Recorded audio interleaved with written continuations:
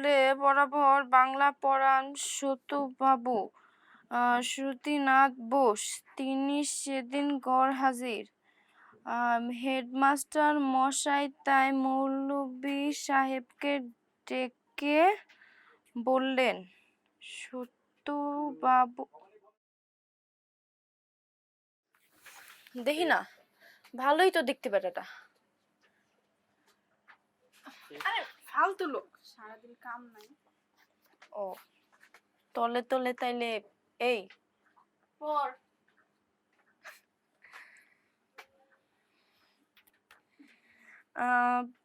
সত্যবাবু আজ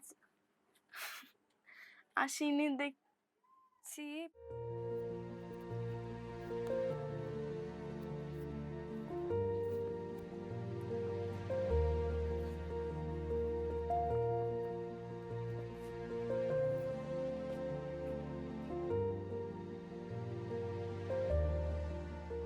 চশমা খুলেন, যা দেখেন সরাসরি দেখেন। এসব চুরি চামারি আমার একদম পছন্দ না। আমার চোখ তো তোমার মতো সুন্দর না। দেখা করতে না করতে আপনি থেকে তুমি। আপনি আপনি করে কি আর আলাপ জমে? আমি আপনি আপনি করেই বলি, আমার এসব তুই তুকারি একদম পছন্দ না। তোমার যা ইচ্ছা তুমি সেটাই করতে পারো। আপনার বাড়ি কোন জায়গায়? সারাদিন ফেসবুকিং করেন নাকি কাম কাজ কিছু আছে? এক্সপোর্ট ইম্পোর্টের ব্যবসা আছে। অত কঠিন কথা বুঝি না। ইন্ডিয়া থেকে মাল আনি ঢাকায় খালাস করি। ও, সোরা কারবারি। হ, সোনা কালবাড়ি। ঠিক আছে, করেন তাইলে আপনি সোরা কারবারি। আমার কেলাস আছে, আমি এখন গেলাম। এত তাড়াতাড়ি? তো আপনার কি মনে হচ্ছে আমি এখন থাকতে আইছি?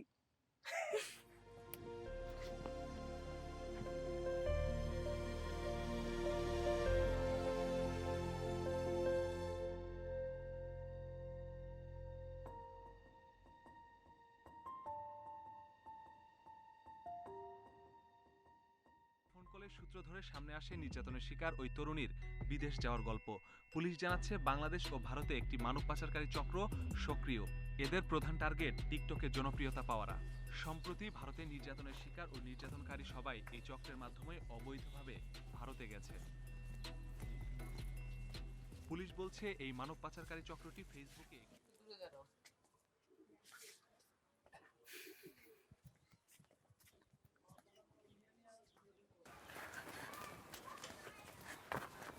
তোমার ফোন।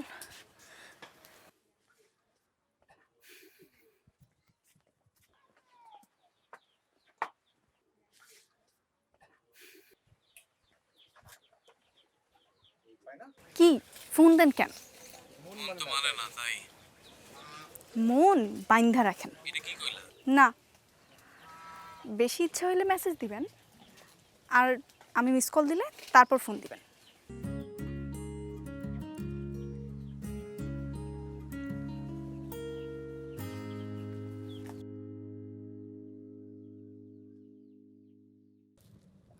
চলো আজকে দুপুরে একসাথে লাঞ্চ করি। আমার ক্লাস আছে, কলেজে যেতে হবে। এই তো আসলা, এখনই চলে যাবা? তাহলে কি সারাদিন এখানে বসে থাকবো?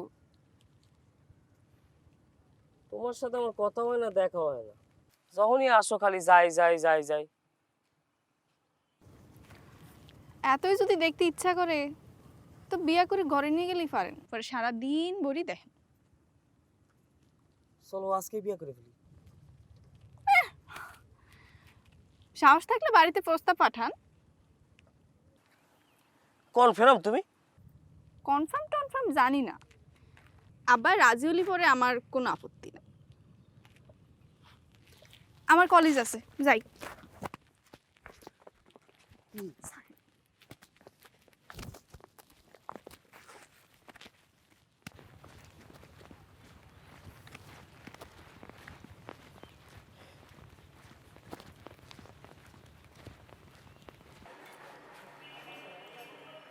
কাজ ছবি আমার বইয়ের ভাইগনে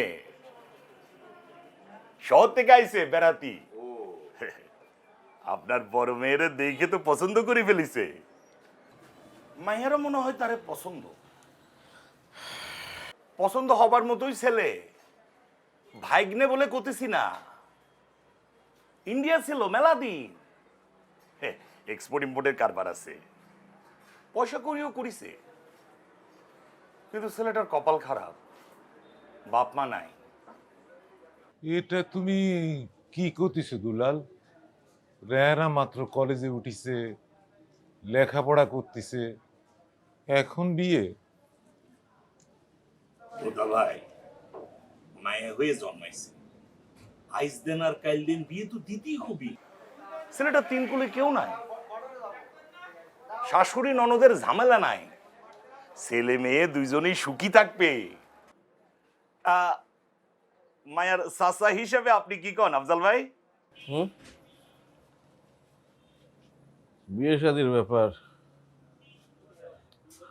এত হুটহাট করে কিছু কওয়া যায়? হ্যাঁ, দাদা ভাই, মাইনসে কয় শুভ কাজে দেরি করতে নাই। নেন নেন, না খাইছি মিষ্টি গেলাম।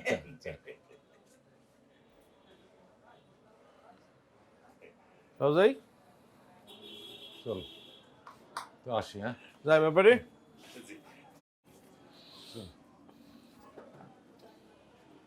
তাহলে চিন্তা ভাবনা করেন, আমি পাশে আসবো না।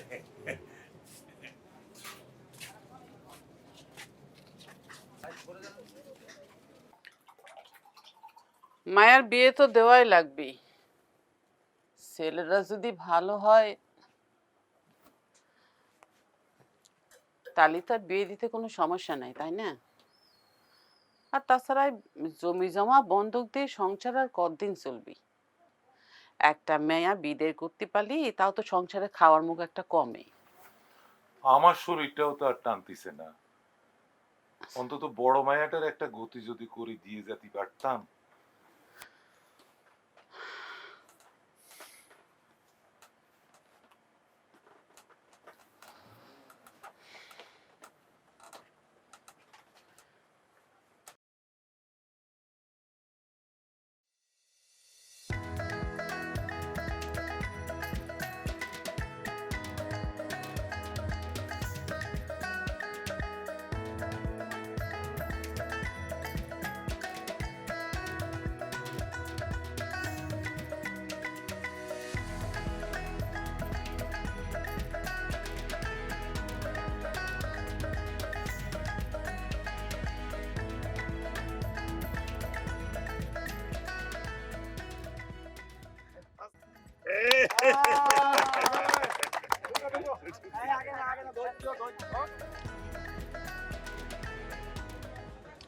ঘর সংসার করার তৌফিক দান করে দিয়ে হলো নাহমাদু ওয়া নুসাল্লি আলা রাসূলিহিল কারীম আম্মা বাদ লা ইলাহা ইল্লাল্লাহু মুহাম্মাদুর রাসূলুল্লাহ। দোস্ত জন্মের ভালো রান দিতে চাই। ঠিক বলেছেন জামাই না, আপনাকেও ছেলে দিয়ে গেলাম, বাসর ঘরের আয়োজন করেন বিয়াইন। কেন বিয়াই, মেয়ে তুলি নেবে না? তোলা তুলির কি আছে? আরে বাপ মা মরা ছেলে, আপনারও তো ছেলে নাই, আর এখন সালি তো ঢাকা যেতে পারবে না। এগুলা কি করছো ব্যাপারী? এরকম তো কথা ছিল না। আপনারা যদি না চান তাহলে আর কি, বাসের টিকিট কাটার ব্যবস্থা করি। এগুলান কোনো সমাধানের কথা না ব্যাপারী। না না, মানে আমি করছি কি, 2-4 দিন আপনাকে বাড়ি থাকুক, একবার ঢাকা চলে গেলে তো আর রোজ রোজ আসতে পারবে না। তাহলে ও কথাই থাকলো, ছেলে আপনাকে বুঝই দিয়ে গেলাম।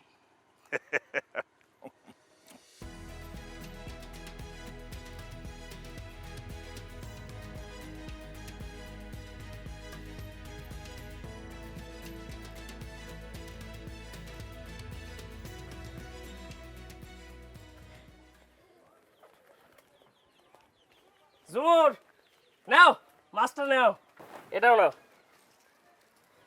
তোমাকেও বাজারে এর থেকে বড় মাছ নাই।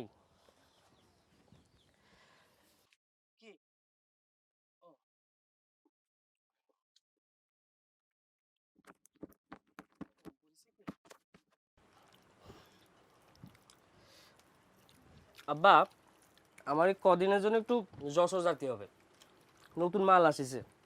মাল ঢাকায় নিয়ে খালাস করার পর তখন আমি ফ্রি হব। কাজে তো জাতি হবেই বাবা, তবে দেখে শুনে যাইও। আর পৌঁছেয়া মোবাইল করো। জি আব্বা। সাবধানে থেকো বাবা। তাছাড়া আব্বা আমি ভাবিছি যে যত তাড়াতাড়ি সম্ভব রেহানাকে আমার কাছে নিয়ে রাখ, সাথে ঝুমুকেও নিয়ে গেলাম, ওকে একটা ভালো স্কুলে ভর্তি করে দিলাম ঢাকায়। আপনি কি বলেন?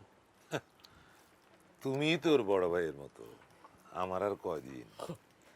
তোমারই তো ওরে দেখে শুনে রাখতেই হবে। কি যে করলো আব্বা, আমি তোর বড় ভাই, কি ঝুমুর যাবি না আমার সাথে? দেখছেন আব্বা? কেন যাবি না?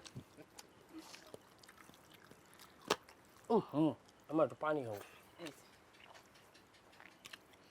আস্তে আস্তে খাও, টাটা লাগো।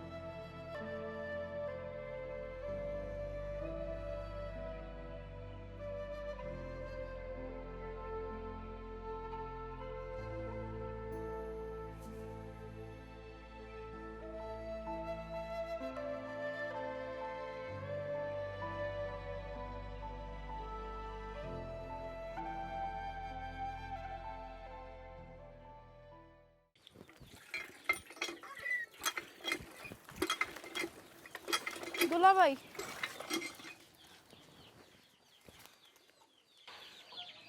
হ্যালো।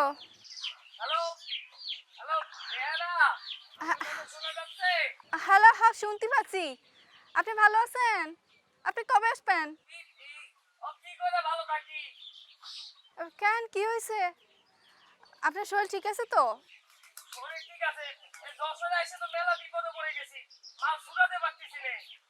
কেন, কি হয়েছে? টাকা শর্ট পড়ে গেছে, মাল পুরাই ঢাকা নিয়ে গেলেই। আচ্ছা রেহানা একটু দেও না, 1030 টাকা জোগাড় করা যায় কিনা?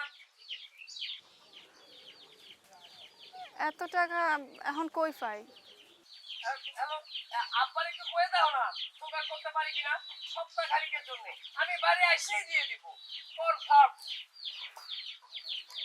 আচ্ছা, দেখতেছি কি করা যায়।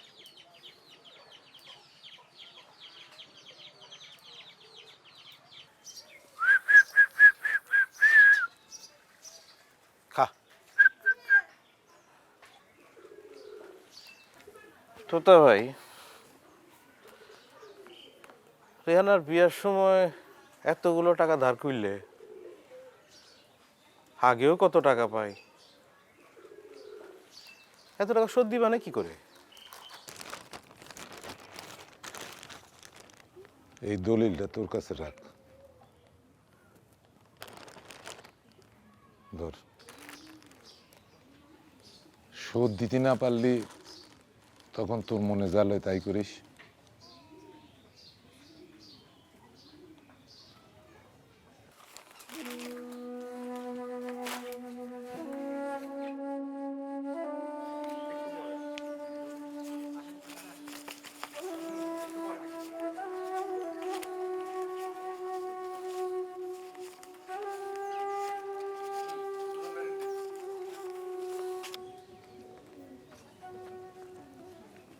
ধরো বিনলো। তুই কি আর কম দিবি? আরে তারপরও বিনলো, আমি ভাবতেছি অন্য কথা। তোতা ভাই, তুমি আবার কোনো ফান্দে পড়লো না তো?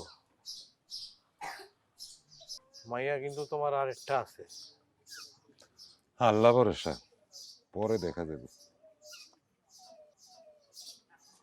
ঠিক আছে না? হ্যাঁ। শরবত খাবা? না থাক, আসি।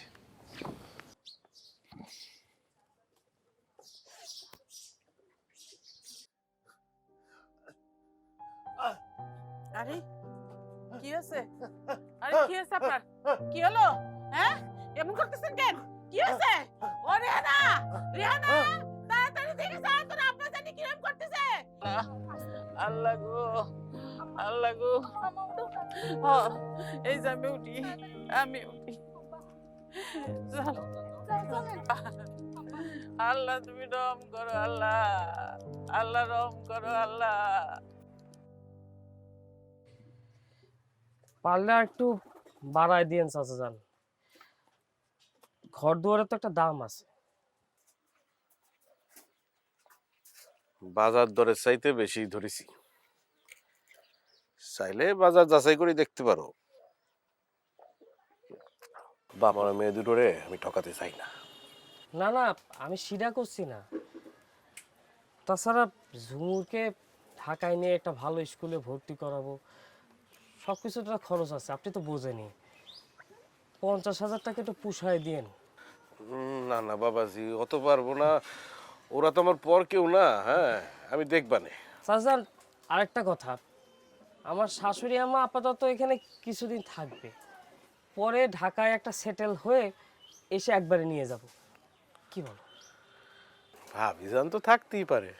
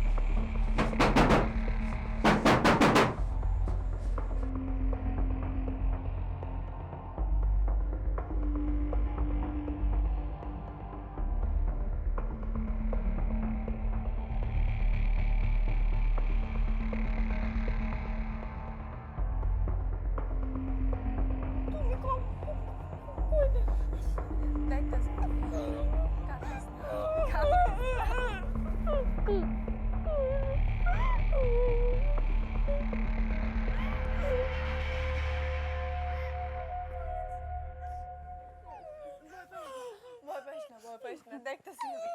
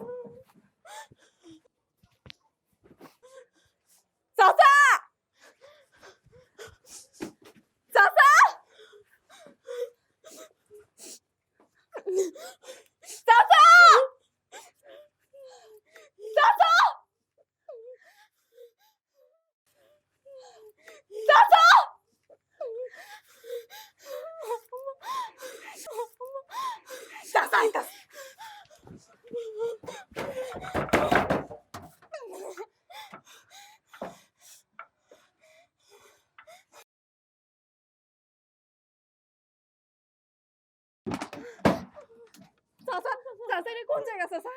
এটা এটা বেনাপোল। বেনাপোল কোন জায়গা? বেনাপোল ওই যে ইন্ডিয়ার বর্ডার, আর ওই পারে ইন্ডিয়া, ওই যে কাঁটাতারের বেড়া না, এটা ইন্ডিয়া। চাচা আমরা অনেক বিপদে পড়েছি চাচা, আমাকে এখানে বাঁধিয়ে রেখেছে, আটকে রেখেছে। এই দরজাটা একটু খুলে দেন না চাচা, আমার এই বিপদ থেকে উদ্ধার করুন চাচা। এই এই এই দরজাটা খুলে দেন। ও চাচা চাচা চাচা চাচা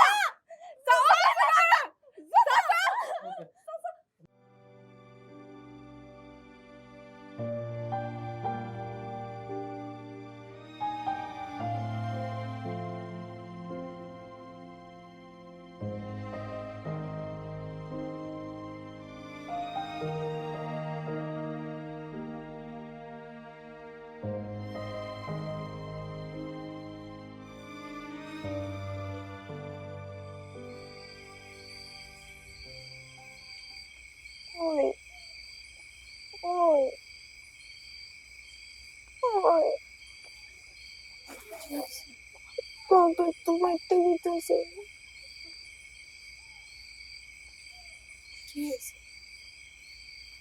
ইস্যু ইস্যু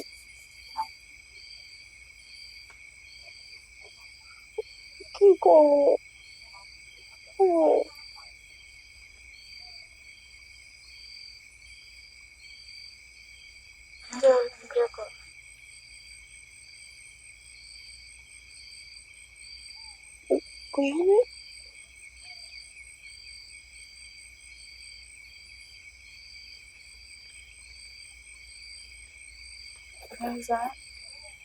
আমি চোখ বন্ধ করতেছি।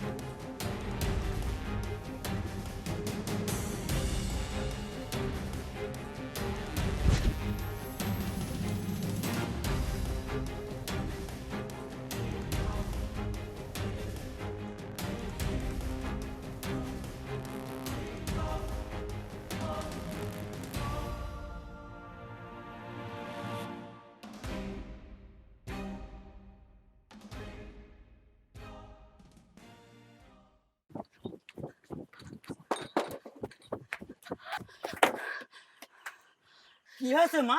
তোমার কি হয়েছে? তুমি তো হাঁপাচ্ছ কেন? চাচা আমার বাসা চাচা চাচা বাবা সেলিম, এদিকে আইতো বাবা। আমার বাসা চাচা।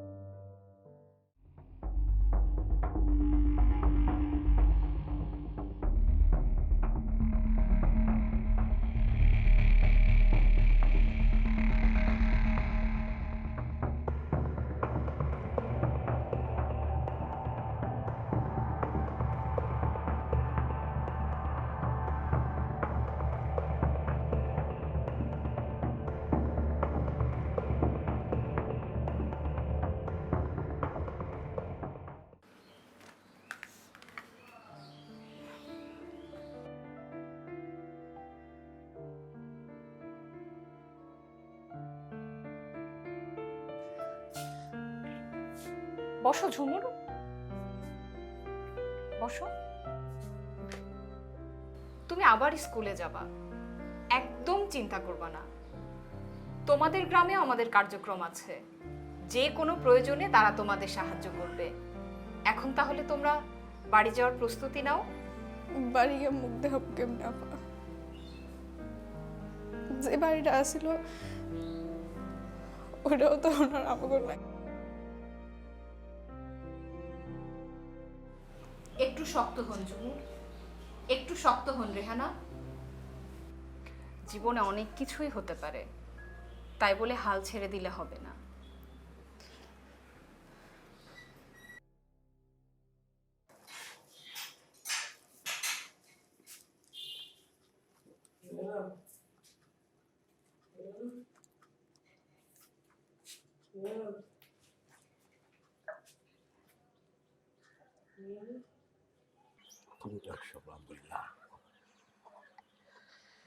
কাকা,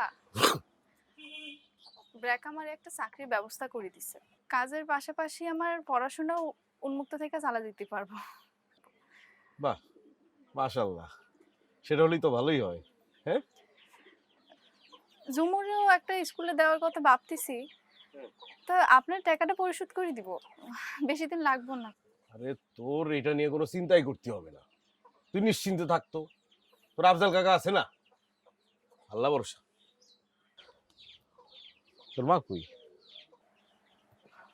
শুয়ে রয়েছে।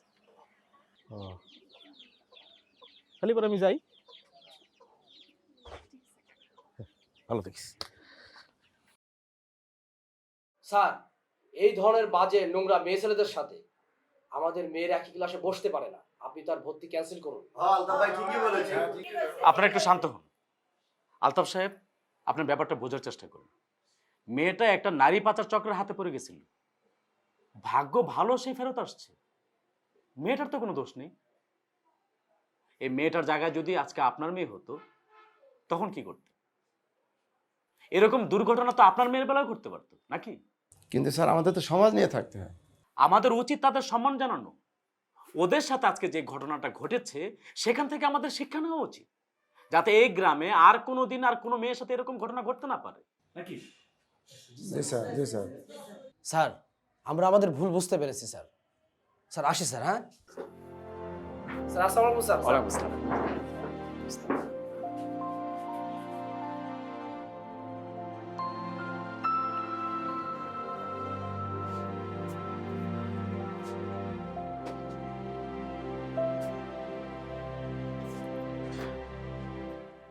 ওই যে স্কুলের সেই আমি স্যারের সাথে কথা বলছি, কাল থেকে জুমুর আবার স্কুলে যাবে।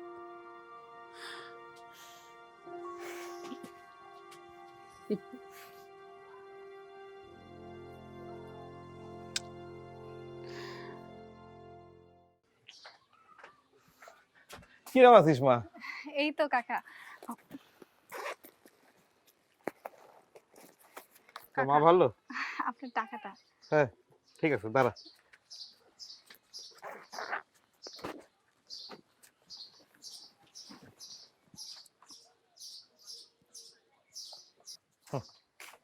নিন,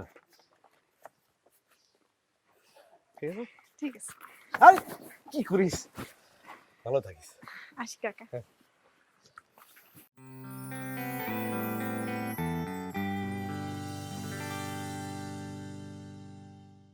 আসল কথা হলো, মেয়ে বিয়ে দেওয়ার আগে ভালো মতো খোঁজ খবর নেবেন। এই যে ফেসবুক, ইমো, এইসব ব্যবহারের ব্যাপারেও সাবধান থাকতে হবে। কারো মিষ্টি মিষ্টি কথায় পড়ে যাবেন না। আপা, বুঝবো কিভাবে কে পাচারকারী?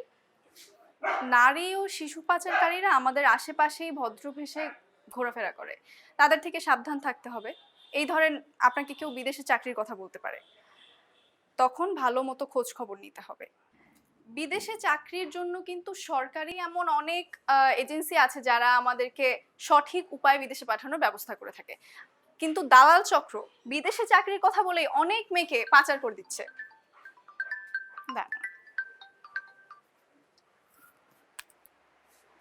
হ্যালো আপা, আমি থানা থেকে বলছিলাম। ব্যাপারী আর মাজেদের আজকে সাজা হয়ে গেছে।